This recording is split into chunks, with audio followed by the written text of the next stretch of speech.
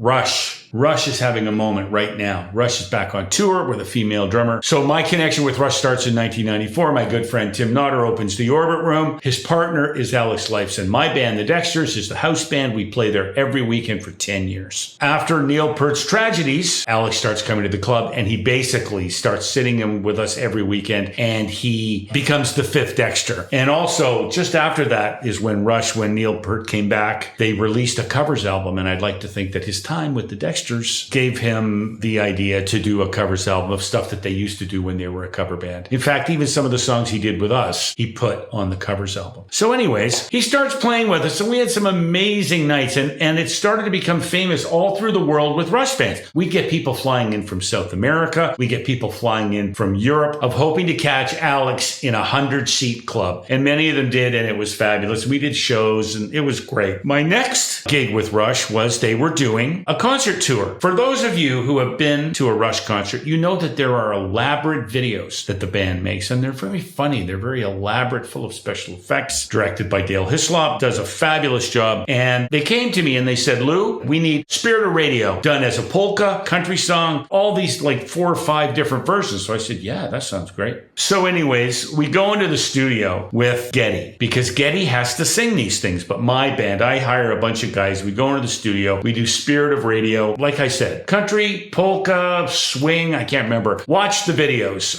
They're all on YouTube. And then it was time to induct Rush into the Canadian Songwriters Hall of Fame. I was the musical director for that show as well. And we had all kinds of great people doing Rush songs for them. These are what I call my collisions with greatness. Things always went smooth with Alex, and he's a very generous guy. Funniest thing is that at the Orbit Room, I had to pull him aside after 3 or 4 nights and say, Alex, you're used to playing in a trio. You're the only chording instrument in the trio. Here, you got me on organ, you got Bernie on guitar, and you're the second guitar player. So it's like, you just put the icing on top. A lot of people came up to me and said, you said what to Alex Lifeson? You're giving him tips? I said, well, it was my band. Thankfully, Alex took it like a champ. He said, that's a good point. I never thought of that. And he just relaxed. I think maybe the highlight of the whole thing was one night Geddy showed up. It was the only night that Geddy showed up. And Geddy and Alex, along with our drummer, Greg Critchley, played In the Mood to an absolutely crazy going mental crowd standing on tables, standing on the banquettes. It was something to watch. Some Rush fans have told me that it was the highlight of their entire life, seeing that happen.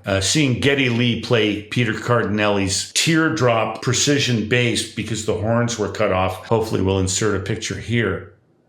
Was a sight unto itself. Anyways, the greatest bunch of guys ever. I'm Lou Pamonte. This is Music from the Inside.